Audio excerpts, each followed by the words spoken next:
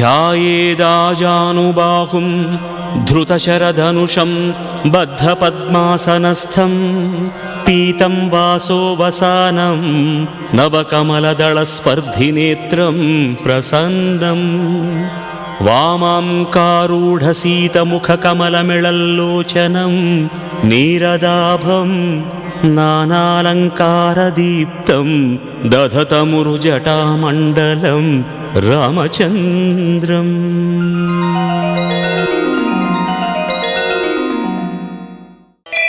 स्वस्ति प्रजाभ्यः परिपालयन्तां न्याय्येन मार्गेण महीं महिषाः। गोब्राह्मणेभ्यः शुभमस्तु नित्यं लोकाः समस्ताः सुखिनो भवन्तु। काले वर्षतु पर्जन्यः पृथिवी सस्यशालिनी। देशोऽयं क्षोभरहितो ब्राह्मणाः सन्तु निर्भयाः। अपुत्राः पुत्रिणः सन्तु पुत्रिणः सन्तु पौत्रिणः। अधनाः सधनाः सन्तु जीवन्तु शरदां शतम्।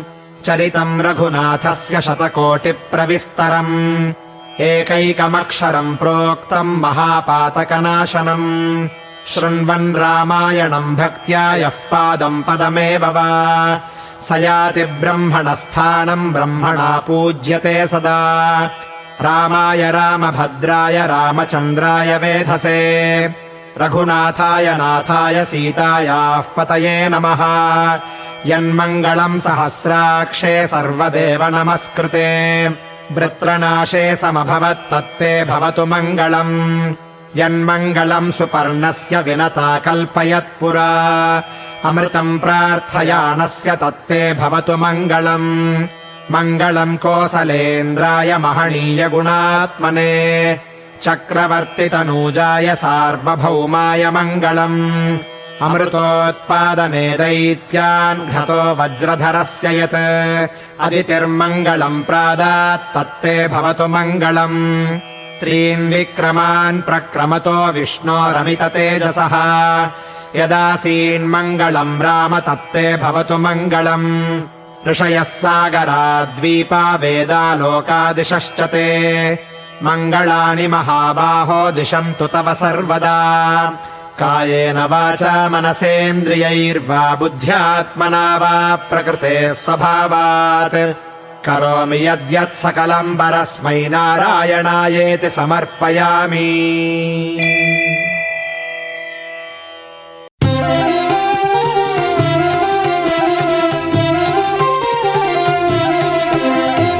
चरितं रघुनाथस्य शतकोटिप्रविस्तरम् एकैकमक्षरं प्रोक्तं महापातकनाशनम्।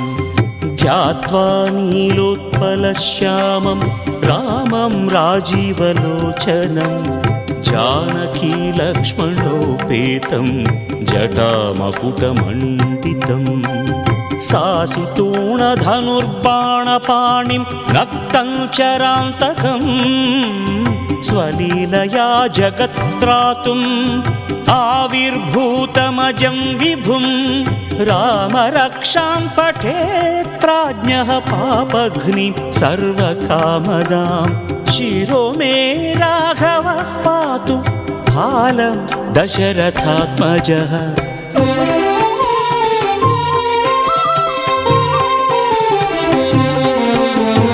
कौसल्येयो दृशौ पातु विश्वामित्रप्रियं श्रुति। घ्राणं पातु मखत्राता मुखं सौमित्रिवत्सलः।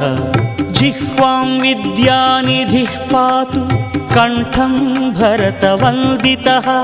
स्कन्दौ दिव्यायुधः पातु भुजौ भग्नेशकार्मुकः।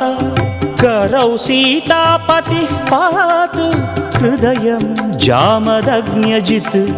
मध्यं पातु खरध्वंसी नाभिं जाम्बवदाश्रयः।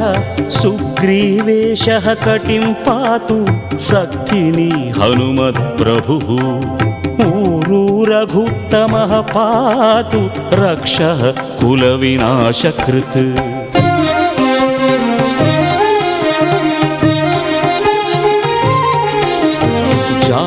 मीसेत् कृत्पात् जङ्घे दशमुखान्तकः पादौ विभीषणश्रीदः पातु रामोऽखिलं वपुः एतां रामबलोपेतां रक्षां यः सुकृती पठेत् सचिरायुः सुखी पुत्री विजयी विनयी भवेत् पाताल भूतल व्योमचारिणः छद्मचारिणः न द्रष्टुमपि शक्तास्ते रक्षितं रामनामभिः रामेति रामभद्रेति रामचन्द्रेति वा स्मरन् नरो न लिप्यते पापैः भुक्तिं मुक्तिं च विन्दति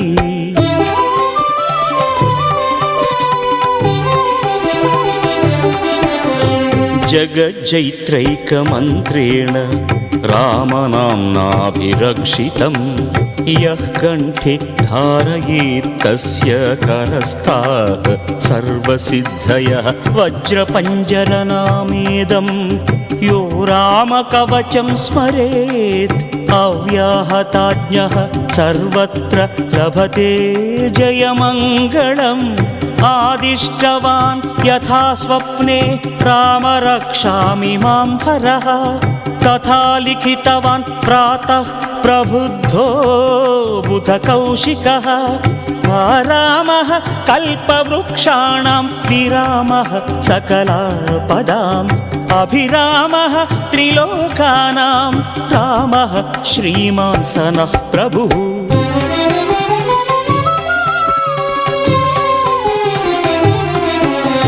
तरुणौ रूपसम्पन्नौ सुकुमारौ महाबलौ पुण्डरीकविशालाक्षौ क्षीरकृष्णाजिनाम्बरौ फलमूलाशिनौ दान्तौ तापसौ ब्रह्मचारिणौ पुत्रौ दशरथश्चैतौ भ्रातरौ रामलक्ष्मणौ शरण्यौ सर्वसत्त्वानां श्रेष्ठौ सर्वधनुष्मतां रक्षकुलनिहन्तारौ त्रायेतां नो रघुत्तमौ आत्तसज्जधनुषा विशुस्पृशा वक्षयाशुगनिषङ्गसङ्गिनौ रक्षणाय मम रामलक्ष्मणावग्रतः पथि सदैव गच्छताम्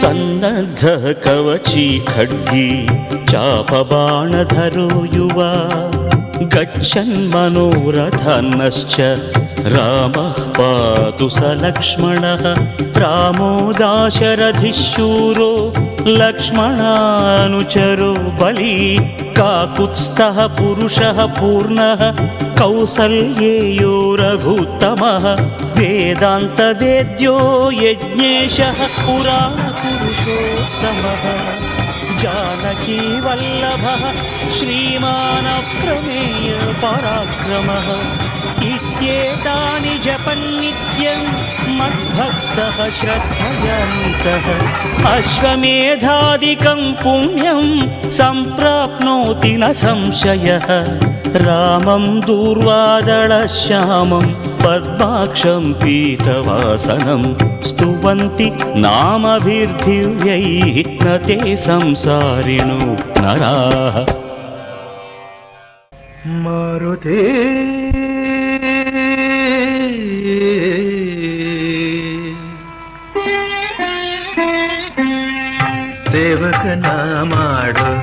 ಸೇವಕನ ಮಾಡು ಮಾರುತೇ ಸೇವಕನ ಮಾಡು ನಿನ್ನಂತೆ ನನ್ನ ಸೇವಕನ ಮಾಡು ನಿನ್ನಂತೆ ನನ್ನ ಸೇವಕನ ಮಾಡು ರಾಮಚಂದ್ರನ ಸೇವಿಸಿ ಪೂಜಿಸಿ ರಾಮಚಂದ್ರನ ಸೇವಿಸಿ ಪೂಜಿಸಿ ಧನ್ಯನಾಗುವಂತೆ ಹರಸಿ ನನ್ನ ಧನ್ಯನಾಗುವಂತೆ ಹರಸಿ ನನ್ನ ಸೇವಕನ ಮಾಡು ಸೇವಕನ ಮಾಡು ನಿನ್ನಂತೆ ನನ್ನ ಸೇವಕನ ಮಾಡು ಮಾರುತೇ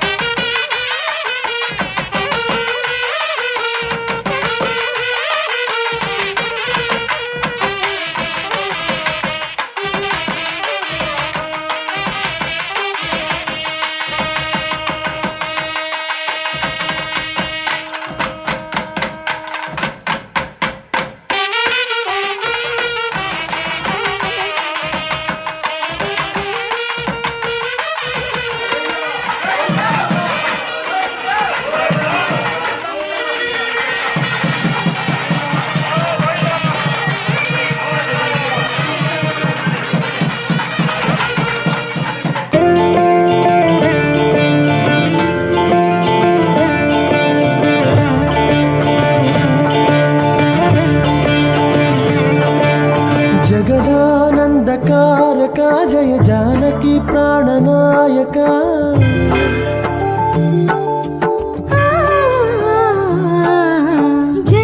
जगदानंदकारक जय जानकी प्राणनायक शुभ स्वागत प्रिय परिपालक जगदानंदकारक जय जानकी प्राणनायक शुभ स्वागत ಪ್ರಿಯ ಪರಿಪಾಲಕ ಮಂಗಳಕರವು ನೀನಾಗಿ ಧರ್ಮದ ವೇದಿಕೆಯು ನೀನಾಗಿ ನಮ್ಮ ಜೀವನವೇ ಇನ್ನು ಪಾವನ ನಿನ್ನಿಂದ ನೀ ಪಾಲನ ಶ್ರೀಕರಾದಾಗ ಸುಖ ಶಾಂತಿಯ ಸಂಪತ್ತು ಕೊಡುವಾಗ ನಿನ್ನ ರಾಜ್ಯವು ಪ್ರೇಮ ಸುಧಾಮಯವಾಗುವುದು जगदानंदकारक जय जानकी प्राणनायक शुभ स्वागत प्रिय परिपालक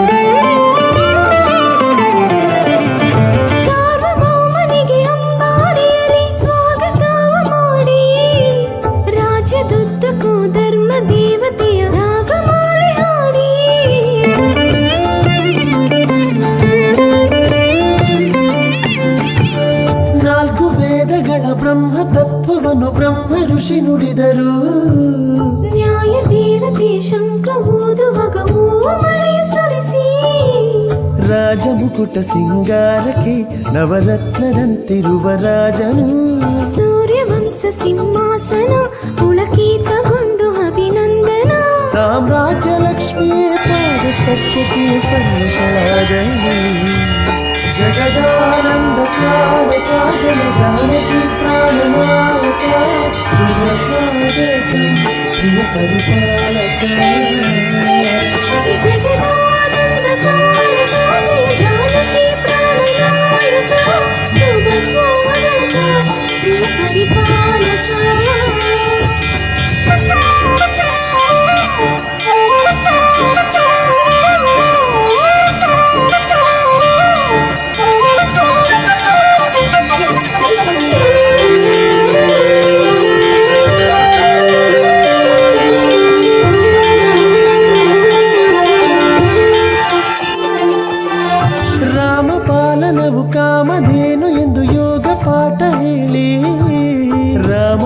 ಶಾಸನವು ಅಂತ್ಯ ಇಲ್ಲ ಎಂದು ಜಲವು ಕೂಡ ಹೇಳಿ.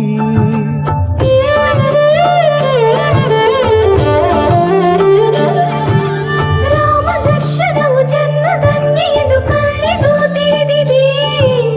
ರಾಮ ರಾಜ್ಯವೇ ಪ್ರಜೆಗಳೆಲ್ಲರನ್ನು ಗೆಲ್ಲಿಸೋ ನೀತಿ ರತ್ನವು. ರಾಮ ಮಂತ್ರವೇ ತಾರಕ ಬಹುಶಕ್ತಿ ಮುಕ್ತಿ ಸಂದಾಯಕ. ರಾಮನಾಮವೇ ಅಮೃತ ಶ್ರೀರಾಮ ಕೀರ್ತನೆಯು ಸುಕೃತ. ಶ್ರೀರಾಮಚಂದ್ರನೇ ಜಗ ರಕ್ಷೆ ಎಂದು ಅಂತರಾತ್ಮ ಕೂಗಿದೆ. ಜಗದಾನಂದಕಾರಕ ಜಯ ಜಾನಕಿ ಪ್ರಾಣನಾಯಕ ಶುಭ ಸ್ವಾಗತಂ ಪ್ರಿಯ ಪರಿಪಾಲಕ. वर्षं मिथुमावती यस्मिन्नेदानित्यदा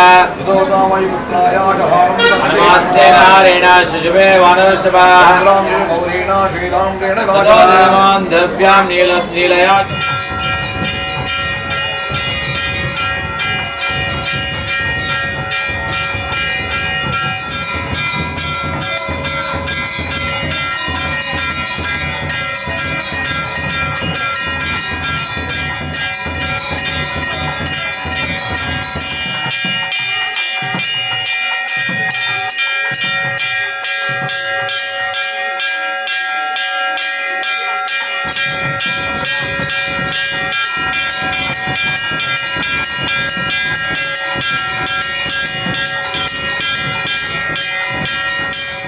रामचन्द्राय जनकरा